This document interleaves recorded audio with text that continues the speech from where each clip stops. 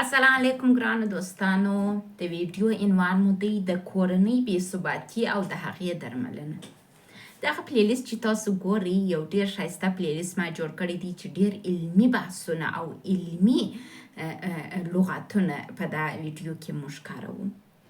د کورنۍ تعادل مو ویلی و. د کورنۍ تعادل هغه وخت دی چې د کورنۍ غړي دغه مراعات کړي چې زما رول په کورنۍ کې څه شی دی، دنده می چشته او مسئولیت می چشته. رول، دنده او مسئولیت وپیژنی.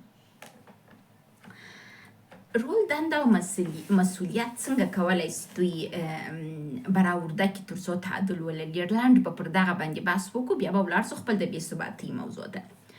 اول دا دی وایي د اړتیاو حل. اړتیاو ته باید حل پیدا کړي.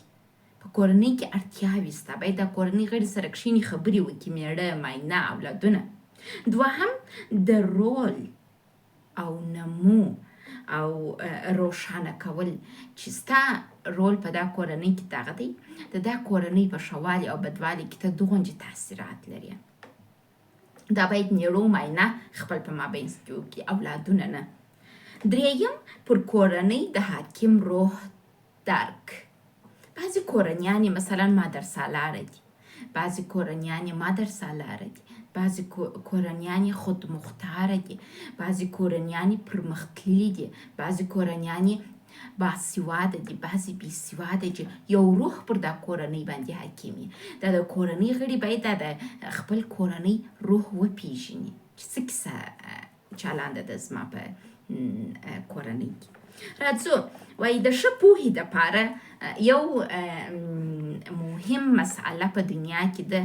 وایي ته چې یو شی نه پېژنې ورسه ضد یې وپېژنه، خپل شی ځان تا ته راځي. وایي په خیر نه پوهېږې چې خیر څه دی، وایي شر وپېژنه خیر خپله درته راځي.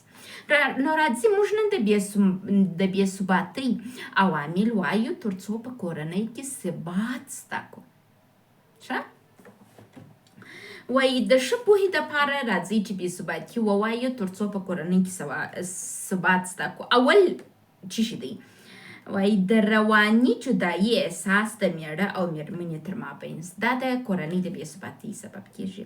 میړه او ماینه چې په دا کورنۍ کې مشترک ژوند لري، دوی باید یو بل ته د مینې احساس ولري، د جذب کېدو احساس ولري. که چیرې تاسو احساس کړل چې زما او د میړه تر مابینځ مینه نشته، جذبېدل نشته، نو عاجل و روانشناس ته مراجعه وکړئ. همیشه په یاد ولرئ هغه رابطه چې د طلاق وخت ته نږدې سوی روانشناس نجات ورکولی شي، البته که دواړه طرفه وغواړي چې جوړه شي. دوهم موضوع د احساساتو او عواطفو ټکر. د کورنۍ د بې ثباتۍ یو لامل دا دی چې احساسات او عواطف ټکر سره کوي. زما احساسات چشتي او عواطف مې چشتي، باید زه په دې پوه شم. زه باید خپل د ځان اړوند معلومات ولرم. اوس د هوش مصنوعي زمانه ده، داسې زمانه ده چې ډاکټر پروانه خپل د کور د خونې د خوب د اتاق څخه کښېني و ویډیو ته تاسو ته ریکارډ کوي. خو ویې ګوره نو یو شی زده کړه. عواطف چشتي، احساسات چشتي، وپېژنه. بعضې وخت موږ انسانان د یو چا سره دومره ډیره مینه کوو چې دا مینه په کرکه بدله شي، باره نفرت ځینې کوو. دا نفرت د کوم ځای سره راځي؟ د عمیقې مینې سره راځي. د ډیرو خلکو مشکل په ژوند کې دا دی، میړه ته یې اعصاب خراب وي، نفرت یې ورته په زړه کې پیدا شي. ته په دې پوه شه دا نفرت د مینې سره راغلی دی. تمې دې درلودلې، خواهشات یې درلودل، احساسات یې درلودل، په صحیح توګه ستا و عواطفو ته رسیدګي ونه سول، تا خشم درته راغلی. نو دا وپېژنه. د امید او ناامیدي ډیر عمر په مینه کې مینه و خشم سره یو ځای سي، امید و ناامیدي سره یو ځای سي، جذب و ناجذبتوب سره یو ځای سي، چې دا د دې سبب کېږي چې کورنۍ ثبات د منځه یوسي. نو راځو دا شان زده کړو او توجه ورته وکړو. دریم څه دی؟ وایي په ژوند کې د واضح اهدافو نشتوالی. میړه و ماینه واده سره وکړي، د ژوند هدف یې نه وي معلوم چې موږ واده د څه دپاره کړی دی. قرار دی څو دانې کوچنیان پیدا کړو، ما او تا سره کم ژوند کوو. اوس زما کورنۍ را سره اوسېږي، پلار و مور مې اوسېږي، خدای دې ژوند اوږد ژوند ورکړي. که چیرې دوی نه یې مړه زما که دوی مړه سي زما او ستا ژوند سره کم دی. که چیرې زه خان سم، پیسې پیدا کړم، زما ژوند به سره کم وي. که زه غریب سم، ژوند به مې سره کم وي. ژوند باید واضح وي. په ژوند کې باید ګونګ حالت نه موجود. روښانه اهداف ولري. بې هدفه کورنۍ بې ثباتي راولي. څلورم، د میړه او میرمنې متقابل درک نشتون هم د بې ثباتۍ سبب کیږي. میرمن باید خپل میړه درک کړي، میړه باید خپل میرمن درک کړي. او اولین شی په درک کې دا مهم دی، ښځه یو جلا موجوده ده. ښځه جلا رقم عواطف لري، نارینه یې جلا رقم لري. د نارینو فیزیک جوړښت د ښځو څخه فرق لري، ذهني جوړښت یې فرق لري، ذهنیت یې فرق لري. یو بل باید درک کړي، یو د بل په اړه معلومات ولري، د ښځې په اړه معلومات ولري، د نارینه په اړه معلومات ولري، د جنسي روابطو اړوند معلومات ولري. که نه لري کولی شي زما یوټیوب چینل وګورئ، ډېر شیان به زده کړئ. زه خپله بعض به خپل د یوټیوب چینل یو ویډیو پلی کړم، ډېر شیان ځینې زده کړم چې زما ایر سوي، نو تاسې هم وګورئ. پنځم چشتې غلطي انګیزې او اړتیاوې. غلطي انګیزې او اړتیاوې د کورنۍ د بې ثباتۍ سبب کیږي. په اوس زمانه کې دا رواج سوی دی، باید آیفون ولرم، باید اټراد سامسونګ ولرم، نه پوهېږم چې ولرم. زه پروانه زیایي دغه زما لپټاپ وینئ، ډېر زوړ ماډل لپټاپ دی، دا استفاده کوم. زما تلیفون چې زه استفاده کوم سامسونګ ګلکسي A350 دی، ما ته ډېر ښه کار کوي.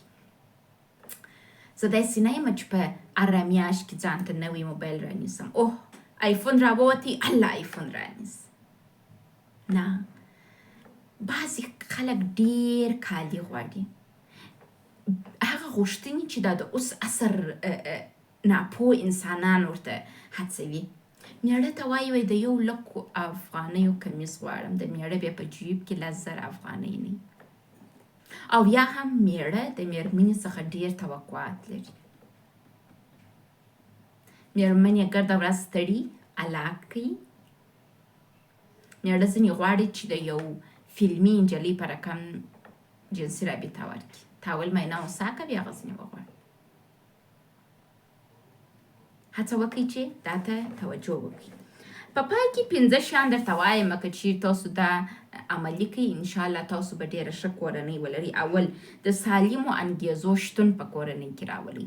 آیفون رانیول، نوی ماډل سامسونګ رانیول، ارګړۍ کالي رانیول، ناکي مصارف کول، دا شیان باید په کورنۍ کې ونه اوسېږي. کورنۍ د دا شیانو ځای نه دی. هدفمندتوب او مشترک اهداف باید په کورنۍ کې موجود وي. میړه و ماینه باید مشترک اهداف هم ولري او شخصي اهداف هم ولري. دریم، د فردي او جمعي اهدافو تر مابینځ باید تناسب موجود وي. میړه باید په دې پوه سي چې زما میرمن په یو کورنۍ کې پیدا سوې ده، لوست سوې ده، خپل کورنۍ لري، خپل سیسټم لري، جلا محیط زما څخه لري. زما د کورنۍ سره هم یو محیط لري او زما سره هم لري. یو بل اهداف د یو بل درک کول مهم دی. پر سالم احساساتو او عواطفو ولاړه واوسېږي کورنۍ. یو د بل احساسات او عواطفو ته مثبت جواب ووایاست، یو بل خیال وساتئ، یو بل ته فکر وکړئ. درک یو د بل مهمترین شی چې مهم دی هغه دا دی چې یو بل درک کړي. نو دا ستاسو سره کومک کوي چې ډېر ښایسته خوندور ژوند ولرئ. په دې هیله چې یو شی مو ځینې زده کړی اورېدلی مو یې، انشاءالله کومک در سره کوي په ښه کورنۍ کې.